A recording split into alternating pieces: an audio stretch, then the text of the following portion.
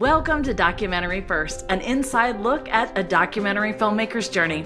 I'm your host and a documentary filmmaker myself, Christian Taylor. I'm typically joined by my co-host Jason Rugg, but today he is again looking after some of his family. So I'll be holding down the fort on my own, and hopefully I'll do all right. I am so excited to introduce to you today a new film. Today we're talking about Going to Mars, the Nikki Giovanni project. And I have with us the directing duo Joe Brewster and Michèle Stevenson. This latest film is just unbelievably incredible. I watched it today. This film and their other film, Black Girls Play, the story of hand games, both of which have been shortlisted for the 96th Academy Awards. They are a married couple who have dedicated their creative lives to telling stories of the Black diaspora. Their collaboration led them to found Rada Studios, through which they further empower and support Black storytelling. Both Going to Mars, an HBO feature-length documentary that first premiered in Sundance in 2023, and Black Girls Play, an ESPN 30 for 30 short, which first premiered at Tribeca, offer a specific focus on Black women. And today we have Joe and Michèle with us. I did not do justice to your story or to your bios, so I'm going to introduce each one of you, let you tell a little bit about yourselves, and then we'll dive into talking about this phenomenal film. So Michèle, I would like ladies to go first. So why don't you tell us a little bit about you and how you got involved in this crazy world of film? Well, I did not go to film school. This is not my first career. It's after a few years of working in the field of human rights and law that I was able to do the shift to working and doing narrative building work around specifically documentary film. And it's really when I met Joe while I was in law school.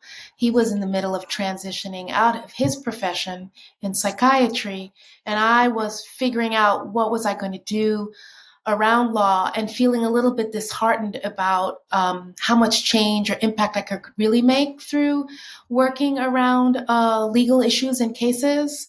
I felt when I met Joe and became more immersed in what storytelling and the power of what it could do, I felt that my place, both in terms of my own personal growth, as well as the idea of what kind of impact storytelling could have, that culture was really the place I wanted to be in. And so set forward together with Joe to sort of build this body of work that we have today that in some ways is not just multiple award winning, but it also just spans a lot of different genres, from fiction to nonfiction, which is what we've done the most of, but also playing with form within the nonfiction space. And we've even done some virtual reality work and immersive and interactive work. All the time looking to see, what is the best way we can sort of excavate our stories that kind of land and be provocative and make people sort of think about their place in the world. That's so beautiful how you kind of fell into this filmmaking journey naturally. But you certainly honed a lot of skills, I think, that made you a fantastic storyteller. Clearly, you just found another way to make your difference in the world. So I can't wait to hear more. But let's hear what Joe has to say. Joe, apparently you didn't start off as a filmmaker either. No, I started off as the son of my parents. Growing up in Los Angeles, who migrated because they were concerned about their future in the South, along with so many hundreds of thousands of families in South Central Los Angeles. But I grew up in Tinseltown, and so it was movies that inspired me. From, the first moment I watched the television screen, and they still do today. I didn't know that as I proceeded on my journey to earn money, to become a physician, And I was sort of recruited into that, but always looking backwards at film and storytelling. Mm-hmm. What I didn't realize is how much storytelling is a part of the South and part of Black culture. My father was a preacher every day. Yeah, of course. He told a story. And then I realized at one point he's telling this story about biblical characters, but he's really talking about the people in the church. Of course. And so he's taking Job or Saul or Paul, but he's talking about Jacoby in the front seat, who basically wasn't taking care of his family. And so I realized it was a skill, but more importantly, I realized the pageantry and the dramatic tension within the church is something that blessed me. Now, this is looking at hindsight, but I went up to medical school, and during my residency, I stayed above a repertory theater in Montreal, and I ended up going to movies. I probably saw every foreign film on video. Remember they had video cassettes? Yes, I do. Probably a couple of thousand. And I just thought after practicing for a few years, the impact that I could have by telling stories like my father, was much more significant than treating someone for and don't mean to minimize medicine, but depression.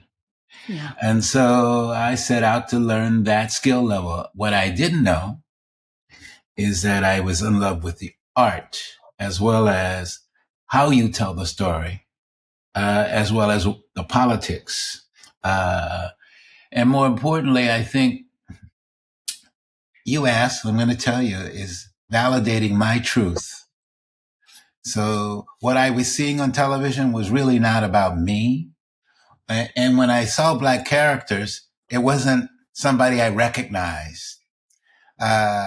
Because the kind of things that we were dealing with day to day in Los Angeles wasn't allowed on television. The kind of agency that I would have liked to have seen Black characters have was not common in the 60s. And so that's an understatement, by the way. I just have to say that's a significant understatement for the 60s. But I don't mean to interrupt. Please keep going. So fast forward, we tell stories about people we recognize. We tell histories that are unforgotten. We kind of see ourselves as historical archivists, and we love it.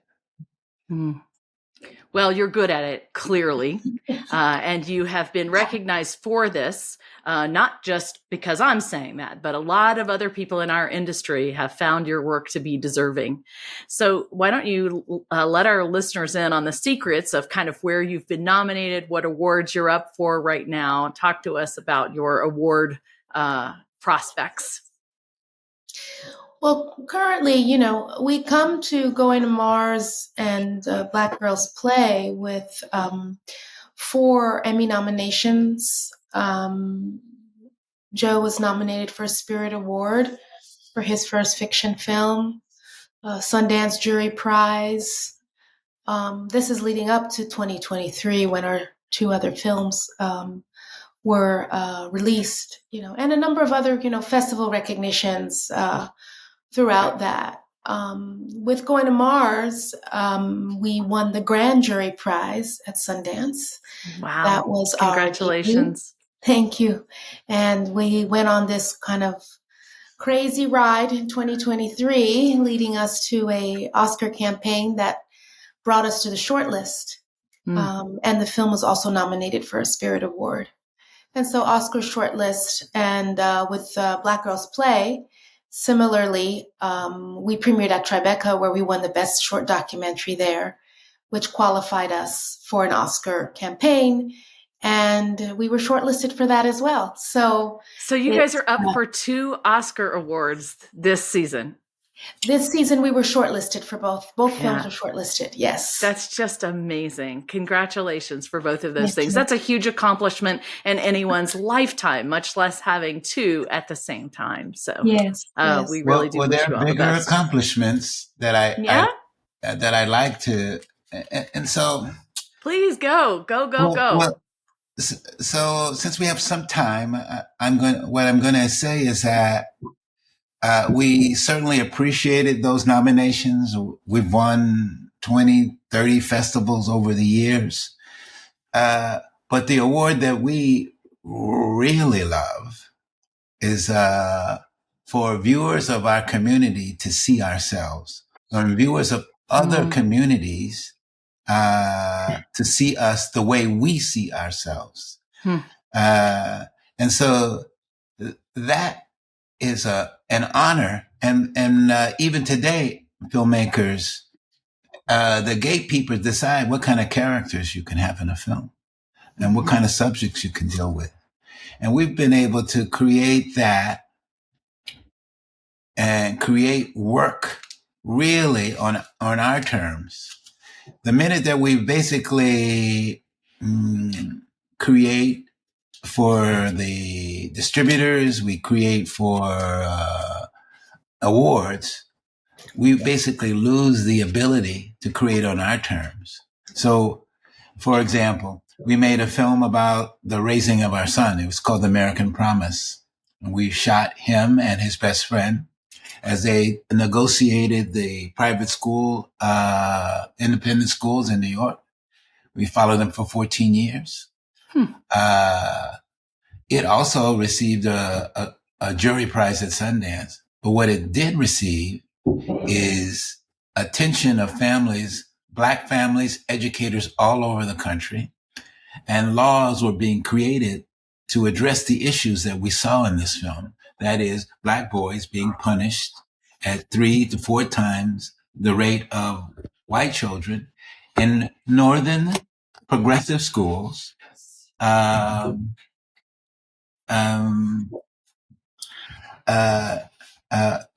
For the same infraction.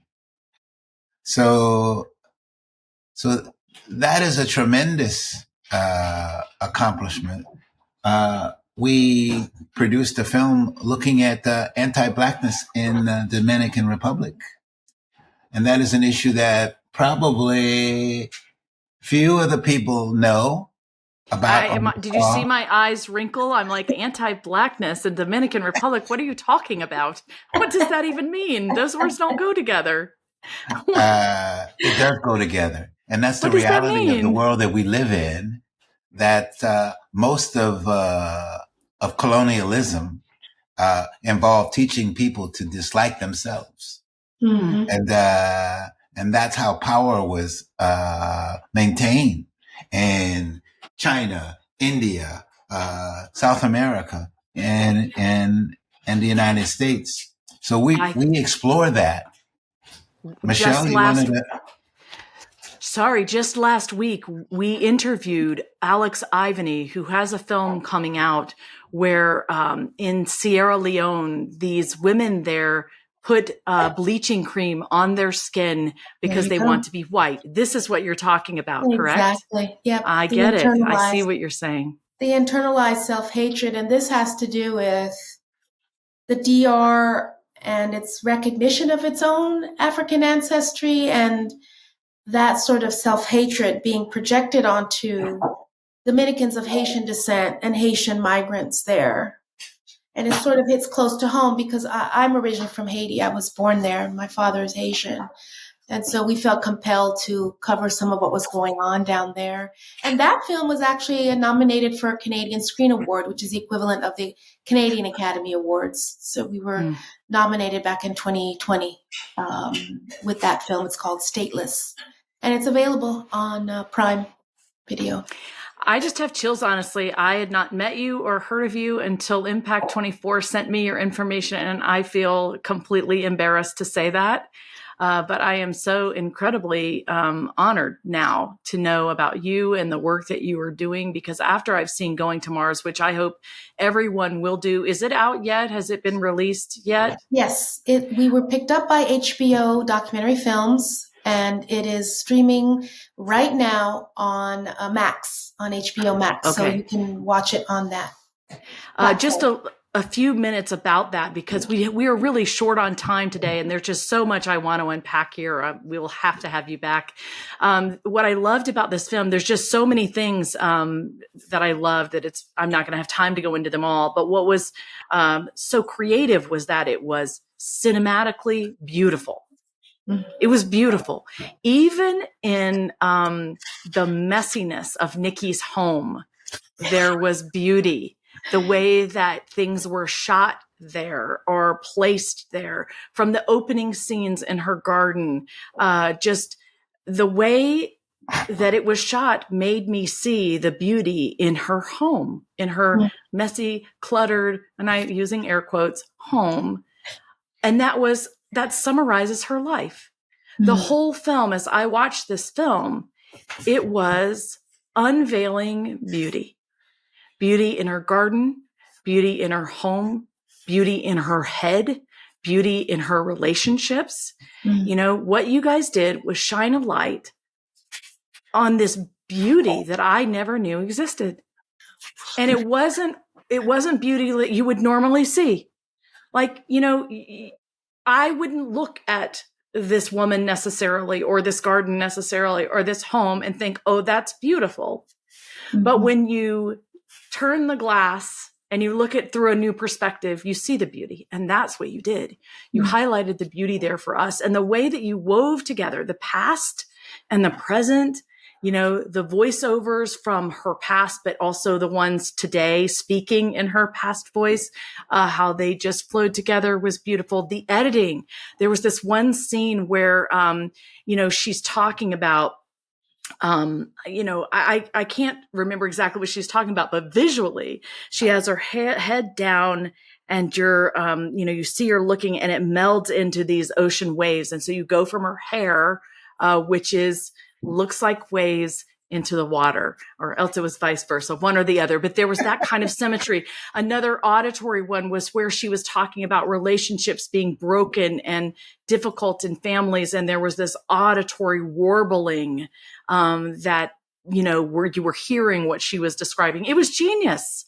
I mean, you absolutely deserve to be shortlisted. And so I applaud you. I can't wait to see your other films. What do you want me to know about this film that I don't know?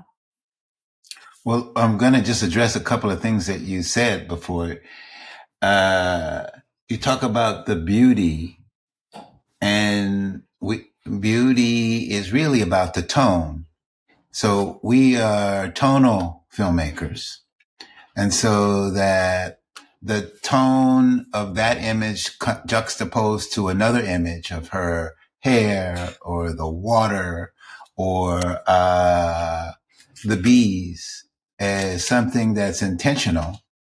And it's part of that storytelling tradition that we come from separately, in Michèle in Haiti, and in Canada, and me from Los Angeles.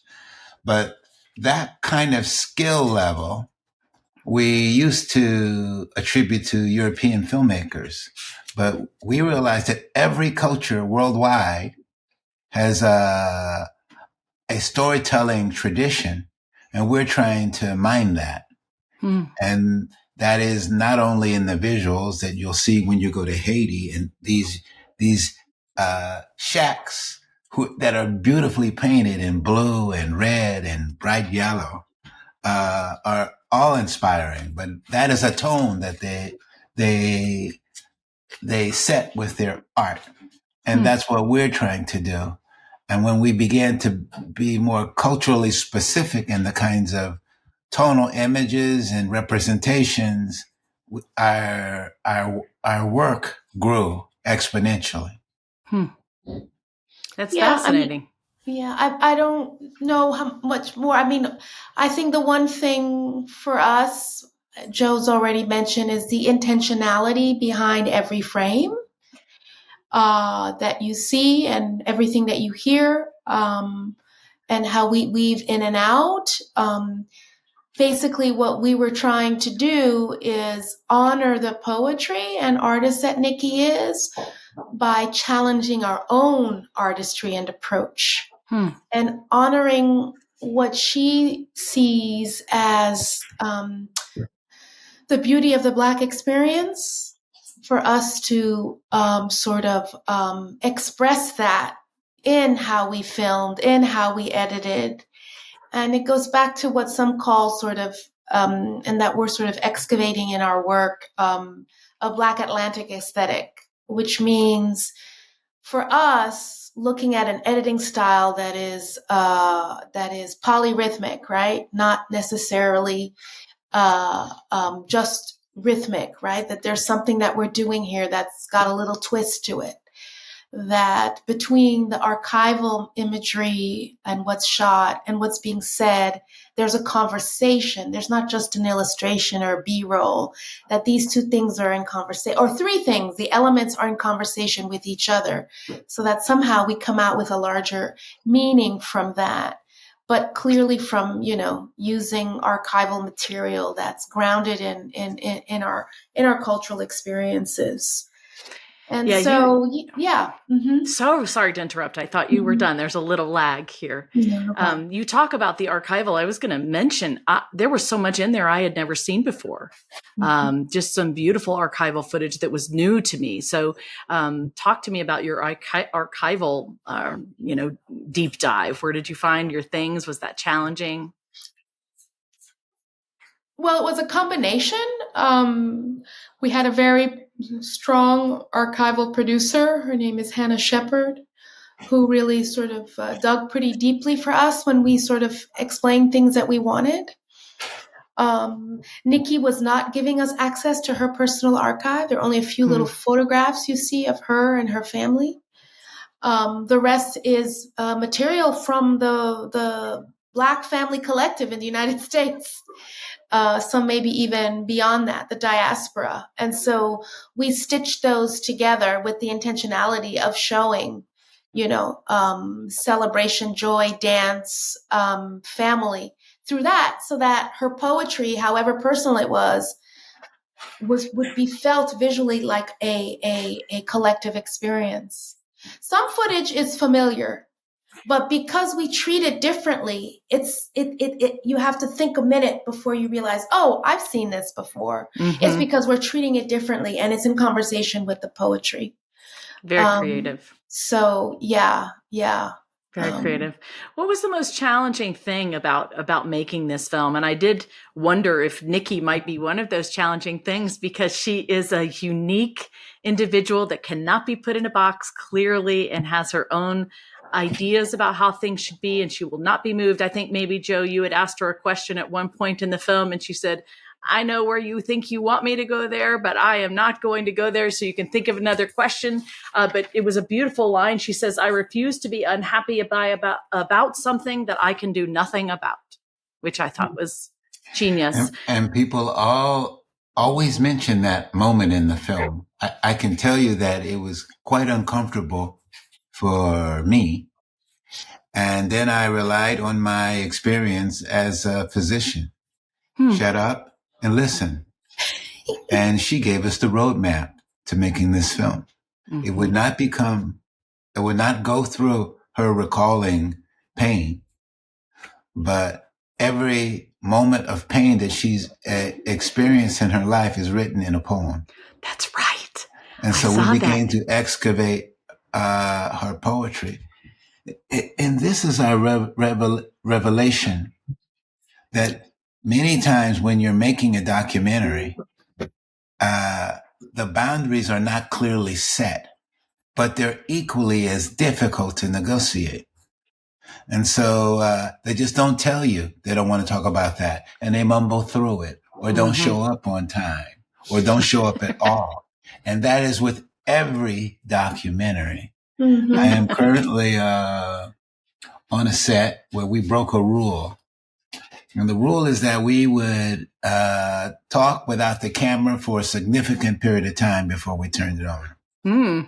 So I broke that rule because I needed to shoot. And she didn't talk until that time period went. So I didn't save it. I didn't save anything by shooting early. And the point I'm trying to make is Nikki was not that difficult. But we elected to put that up front so that so it reveals more about her personality, which is pretty clear to everyone. She is her own person, and I'm trying to be politically correct. I wouldn't mess with that. Well, yeah, I think, Joe, speaking to the fact that every documentary has its own ecosystem of constraints, of pushback, expressed in its own way. I have to say I'm grateful for the clarity of the boundaries, because what it does, because she's clear about where she's willing to go and not go, immediately it's a trigger for us to decide, well, how are we going to be creative with this? How are we going to go there?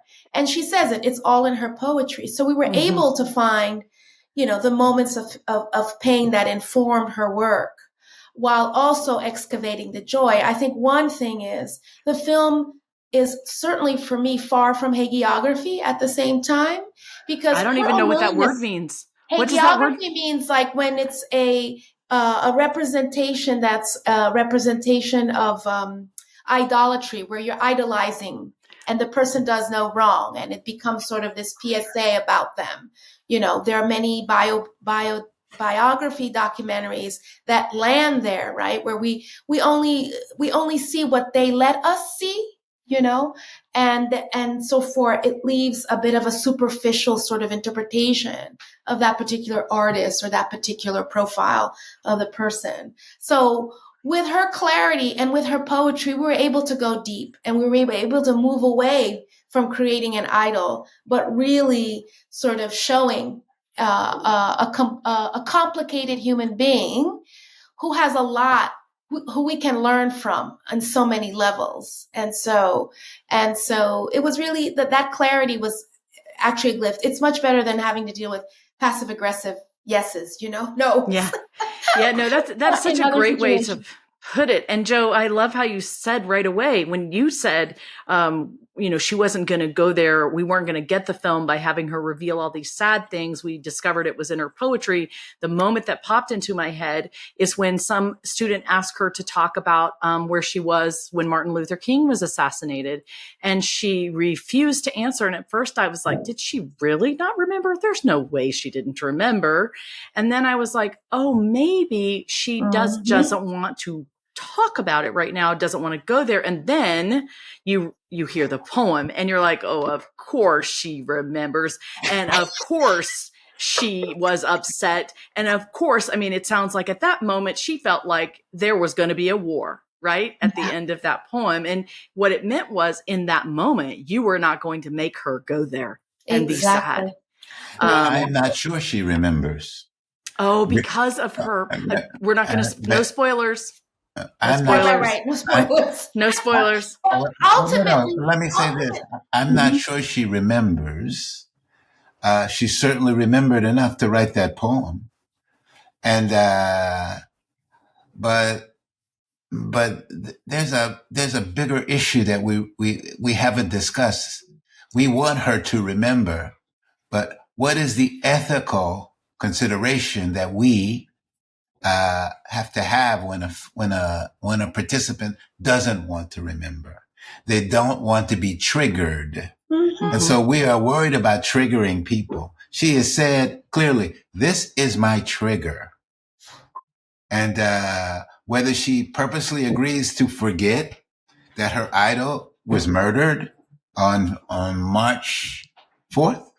April 4th. April 4th, 1968.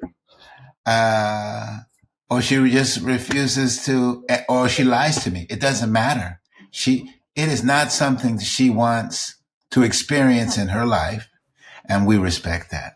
More importantly, we learn from her and her work that every time there's a trauma, there's an equal poetic expression in her poetry. No, but and she could say better than what she said it and than how she said it in her poem, which is why she's a poet. It's the thing is like, it's the poetry that gives us the message. She could say it straight to us, but it could never be as eloquent or deep or layered as the poetry addressing the same issue or emotion. So true. So true. We also took that poem and took it to a different level. What you see as the poem is expressed, or a lot of things, you see other people sharing their sentiments, some white, some black. You see love, you see expressions of hostility. We're able to share a more complex message in response to the death of Martin Luther King. And therein lies the skill level of complicating character and images. Yeah. Well, I'll tell you another thing that I really particularly loved about this film is I'm such a curious person, which makes me a good interviewer because I'm desperately curious about people and things. And so from the moment that this film started and she was talking, I was like, who is that? Who is that? Why don't I know her? What is she saying? What does this mean? And so from the beginning, I had all of these questions about who this woman was that was talking. And you guys were not going to tell me up front. You just were not going to do it. But slowly over time, throughout the whole movie, all the way till the end, you were still revealing things about who this woman was. And I loved that in the end, that you drew it out like that and you didn't feed it to me all in one giant bite. That was beautiful the way you did that. Oh, thank you. Thank you. But everyone doesn't appreciate that. Some people want to be spoon-fed, but they shouldn't watch our films. That's true. That's true. There are other films they can watch, but I think people will be challenged with all of their senses by watching your films. Visually, auditorily, I think their soul will be moved. I think their brain will be challenged. I think that they will grow as humans. I think they will walk away with questions. I walked away with questions about things that I didn't even know why there were things to ask. And this is just one film of yours that I have seen. So I'm sure that's probably true for others. We are getting to where we need to close pretty soon. And we need to do two things.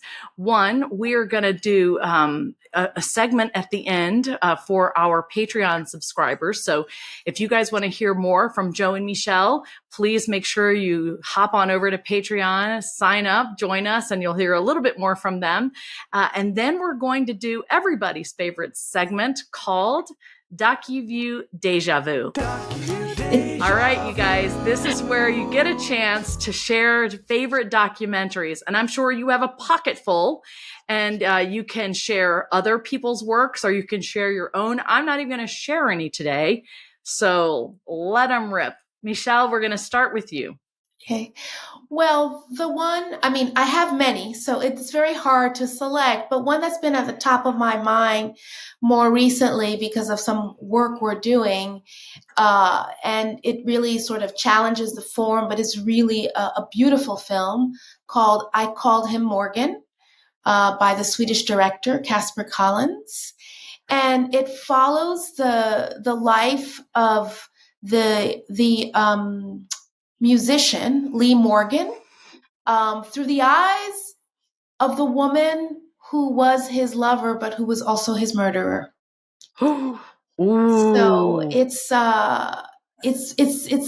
beautifully poetic, and I don't want to say too much, but he was a famous musician from the mid-'60s who was, a contemporary of John Coltrane. His tragic death is sort of revisited on multiple levels through her voice, her audio. And what is your favorite thing about that film? What is it? I think for me, and it sort of inspired us with Going to Mars to a certain extent, is the visual representation. Like, what were they going to do with these audio tapes they had of her recounting what happened? And they found this beautiful language of New York City, some of which was from back in the day, and some of which was shot today, current day, but with a feel of the past. So you didn't tell what was present or what was past. And it was very sort of evocative. So that was beautiful. That was beautiful. But also, I think hearing a female voice from back in the day, she did her time and then was released, was also a fascinating perspective on that time. So, yeah. Interesting. I called him Morgan. Thank you. All right, Joe, you're up. Well, you're making it tough on me. I'm going to give you more than one, Joe. In fact, you can talk about and share as many as you want. Listen, preach it, brother. Well, I love a film that's going to be hard to see. It's called The Making of Do the Right Thing. It was made by a filmmaker by the name of Sinclair Bourne. He was our mentor early on in our career.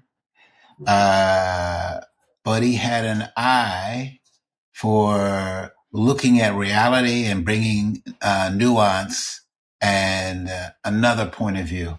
Mm-hmm. And so he is, and you're gonna ask me, well, what is it about that film?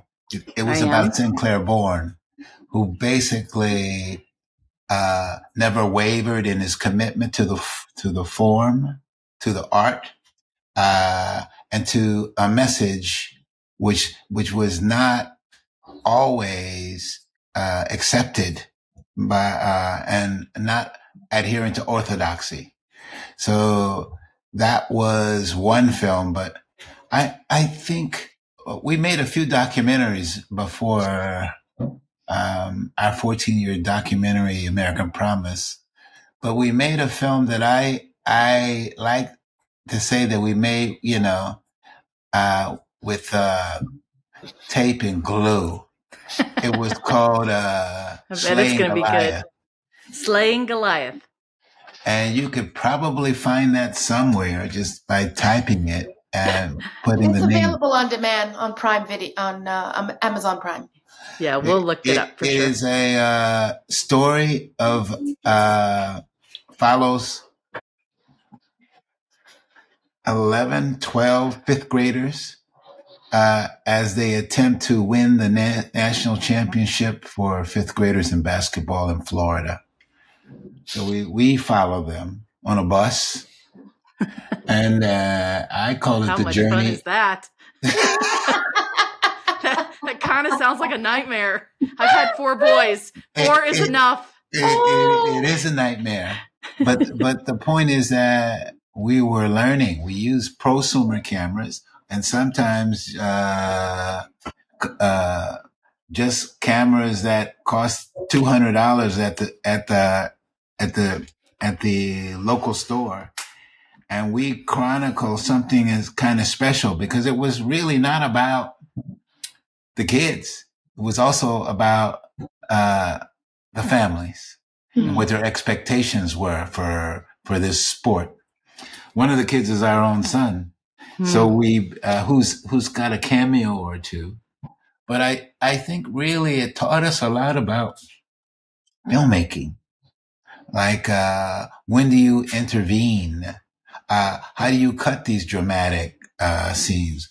What are the ethics of shooting these kids and their families? I think that probably taught us more about filmmaking than any film we made. People love that film. But no one picked it up. But what happened is became a sort of like a cult film, and it's been seen as much as any other work that we did, and probably made it for $100,000. Yeah, wow. That's amazing. Yeah, that's amazing. Well, you guys, time has been too short. Thank you so much for just your generosity of spirit. Thank you for making this incredible film and letting us get to know you just a little bit. I do hope that you will come back, and we'll look forward to seeing you in just a few minutes in a Patreon conversation just for our Patreon subscribers. So everybody, thank you so much for listening to Documentary First, where we believe everybody has a story to tell, and you can be the one to tell it. Bye, everybody. Bye-bye. Bye-bye.